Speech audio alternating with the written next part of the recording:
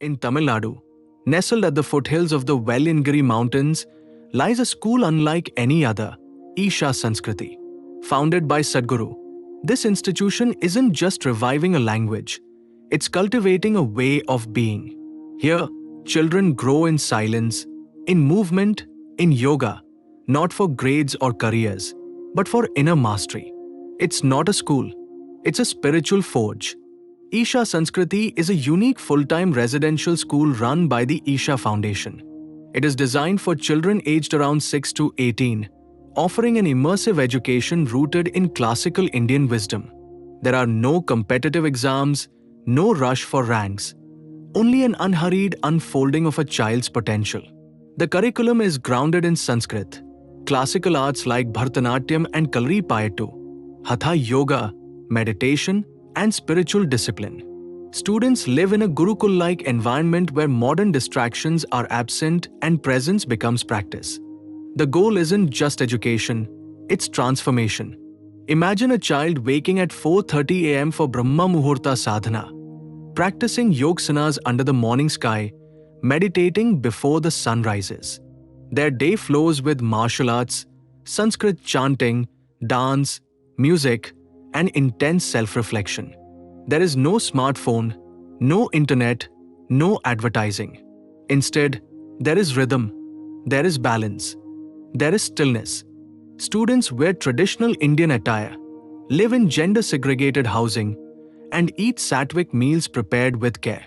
Every detail, from how they sit to how they breathe, is part of a larger sadhana. It's not a routine, it's a lifestyle crafted for inner clarity. In most schools, students are encouraged to speak more, debate more, perform more. But at Isha Samskriti, they spend years in voluntary silence. Here, maunam, silence, isn't punishment, it's a form of sharpening. Children absorb Sanskrit not just as a language, but as a vibrational science, understanding that certain sounds can awaken inner intelligence. Scientific studies now support what yogis have known for millennia. Sanskrit mantras can stabilize the mind, improve memory, and regulate the nervous system. At Samskriti, students don't just learn Sanskrit, they live it, breathe it, and become it. From Kalaripayattu, the ancient martial art of Kerala, to Bharatanatyam, the classical dance form of Tamil Nadu, Samskriti offers more than performance training. These arts are used as tools to dissolve ego, build discipline, and activate energy pathways. Every movement is precise, intentional, and connected to breath. Students don't perform for applause. They move to align the body with the cosmos. Even their music training is rooted in ragas that correspond with emotional healing. These aren't extracurriculars. They're spiritual technologies handed down for transformation, not entertainment. Unlike modern yoga studios where yoga is treated as fitness, at Isha Samskriti, Hatha Yoga is practiced in its purest form as a doorway to self-realization. Under the direct influence of Sadhguru's yogic science, students are trained in powerful Isha Hatha Yoga practices such as Surya Kriya, Ang Mardana, and Yogasanas. The rigor is intense. The focus is unwavering. Over the years, the body becomes a precise instrument, the mind sharp, and emotions balanced. These children are not just physically fit, they are energetically aligned. There is no forced religion at Isha Samskriti.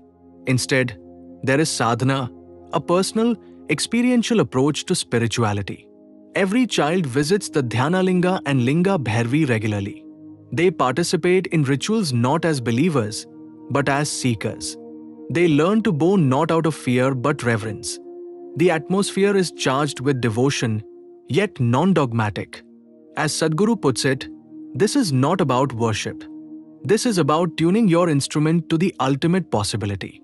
The students become spiritually sensitive, able to sit in stillness for hours or break into ecstatic dance with the same grace. Admission to Isha Samskriti is highly selective.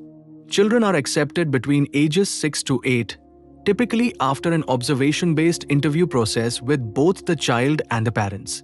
The program is free of cost.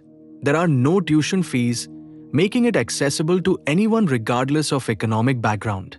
However, parents must commit to the lifestyle and values of the Sanskriti path. The only costs involved are for clothing, personal supplies, and occasional travel, amounting to approximately 40,000 rupee to 60,000 rupee per year, about $480 to 720 US dollars. The real investment, however, is time, trust, and transformation. Graduates of Isha Samskriti don't necessarily go on to become engineers or doctors. Some become classical artists. Others become yoga teachers. Many choose to deepen their spiritual practice. But all of them carry a quality that's rare in today's world: stillness in the face of chaos. They're resilient, graceful, and capable of facing life without psychological crutches. In a society obsessed with speed, they move with awareness. In a culture drowning in information, they speak with clarity. Isha Samskriti doesn't just raise students, it raises consciousness. In an age where education is increasingly transactional, Isha Samskriti offers a transformational alternative. It's not for everyone, and it's not meant to be. But for those who long to raise children with balance, depth, and spiritual grounding, it might just be the most revolutionary offering of our times. If you're a parent seeking something beyond marks and machines, or a soul longing for a glimpse of sacred childhood, look deeper into Isha Samskriti. Visit the campus. Feel the silence. Watch the children move like light and breathe like trees. Because in shaping the next generation, we aren't just raising children, we are shaping humanity. If this vision moves you, share this video with someone raising a child. Subscribe for more stories that reveal the forgotten depth of Indian wisdom. And let us know in the comments, what kind of future do you want to raise your children in?